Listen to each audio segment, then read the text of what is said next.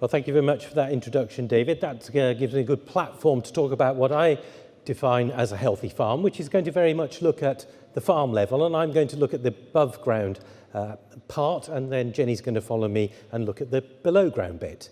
But before I do that, I do want to just put out what I think a healthy farm should look like, and I think it should include all those things that I put up there. But of course, I can't deal with all those in a few minutes, so I'm just going to deal with a few slides on biodiversity and wildlife and a little bit on carbon.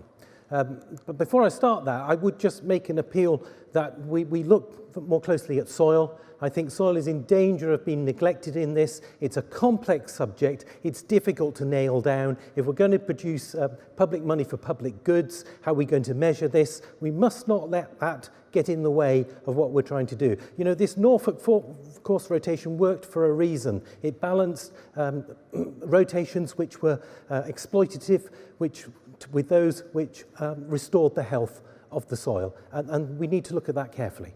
But let's move on to what I really want to talk about, which is wildlife and biodiversity and what that means. And of course, one of the things we need to be conscious of is that our farmland bird population has declined substantially. If you look at the blue line there, that's our farmland bird population. The green line is our wheat production. And there's no doubt that the intensification of agriculture has led to that depletion.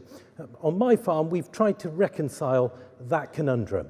High output agriculture with high levels of biodiversity. And we put a technique in the early 1990s, which saw the songbirds double in just 2 years. So this shows that this can be done. And what's really exciting about this is when I plot my wheat yields against that doubling of songbirds, you can see that the result was that we increased our yields per hectare at the same time. And the way we did it wasn't rocket science at all. We knew from yield mapping that the lowest yielding parts were the edges of the field, and yet in those days we were still trying to sow wheat underneath the hedge. That area is losing us money productively, yet we can turn it into wildlife habitat and produce birds instead. And we do that by putting a designer seed mix in at the side of the field, and that feeds the birds during the winter time. Now, don't lose sight of the importance of the crop in the middle of the field, because that can be managed very well as well. And at the end of the day, the sustainability of my farm depends on its profitability. So doing that well is important too. But what we can do is a great deal better for wildlife, and we do that in the less productive areas. And we know by doing that, just providing feed in the wintertime here, as the blue bars show, this is 10 years of work in this one slide. Compared to the red year when red 5 years when we didn't feed, we doubled the songbird numbers, so that's a good thing to do. But it's not all down to feeding. We have some more controversial things to deal with. Magpie numbers are 4 times greater than they were when we started counting birds back in the early 1960s. Our song thrush numbers went from 12 pairs to 64 pairs when we controlled magpies, and back down to 14 pairs when we stopped. So there's an indication, and I'm only mentioning magpies. There are, of course, other predators out there which are impacting on other species too.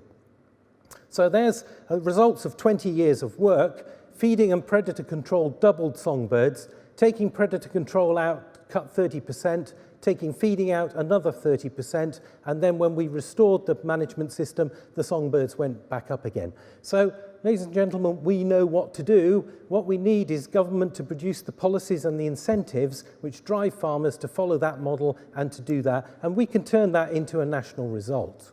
Now, I'm pleased to say, of course, things are getting better from where we used to be in the past. This would have been a common sight in the past, but we need to think about carbon and climate these days. And I think we can be much more smart compared to the old days. This is a building I put up in 2012. It's insulated using straw bales. These use 8 times less energy to make than the man-made equivalent of insulation. They give double the insulation capacity compared to man-made, and that is carbon which is locked up into the walls of a building permanently, or as long as that building is there, which is a great way of storing carbon. We can be much cleverer about what we do. This is a hedge which has been coppiced. In the past, we used to spend February pouring diesel over the top of that, trying to burn it. Now we chip it, take it down to the grain store where we dry it using the solar panels, and then we use it to feed our biomass boilers, so we're using no oil on our premises now during the winter time at all. And all of this is being produced on the farm. This is helping me both in health terms financially, but also it's helping the environment too. And we can be smarter as well about how we manage our food production system alongside growing trees, for instance, not just for biomass, but to help improve water infiltration and indeed biodiversity on the farm too. The sheep actually do better from a bit of shelter as well. So everything can win from this approach. Thank you very much.